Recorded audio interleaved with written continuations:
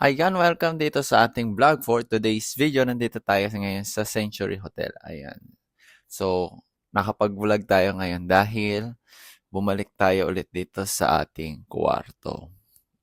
Hindi natuloy yung pag-join namin for today. So, ngayon, may tutor ko kayo ngayon. Kasi kanina, nagmamadali ako magbihis, saka maligo, mag-prepare kasi nga, pipick upin kami ng 7:30.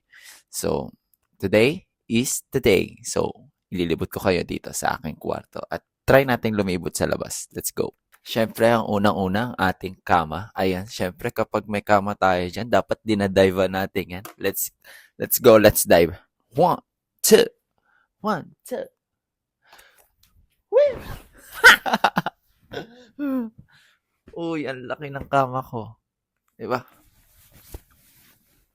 Sobrang laki ng kama natin, guys. So,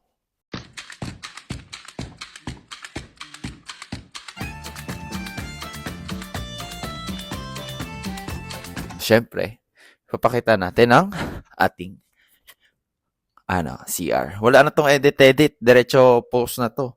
Bala. Ayan, dito meron tayong drawer. Ayan, drawer. Ito yung CR namin. Ayan. CR? Ayan. Ito yung CR ko. Actually, basa-basa na yan siya. Wait lang. Ayan na yung ating, meron tayo dito. Syempre, ayan ang ating CR. May kasama pa yan siyang bathtub. Nagbabad ako kanina. Sobrang nagmamadali lang ako. Tapos ito, may shower din siya nakahiwalay. Tapos yung inodoro, ewan ko saan yung para sa inyo. Isa. Basta ito, alam ko inodoro to. So, ayan. Ito yung pinaka-itsura ng aking CR. Sobrang ganda nga ng CR eh. Oh, ayos natin.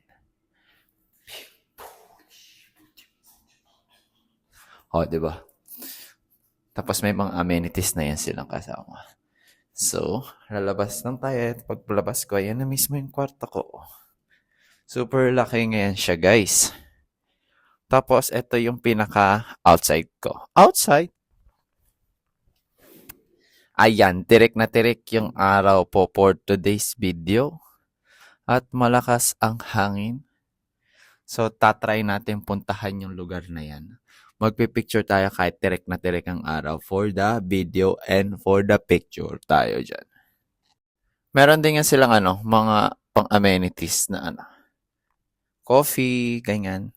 Tapos, tsaa. Mamaya, kakain kami. Tapos, mamaya mag-video ako kasi yung kinain namin nung dumating kami ng 11 ba yun? 11 or mag-alauna na.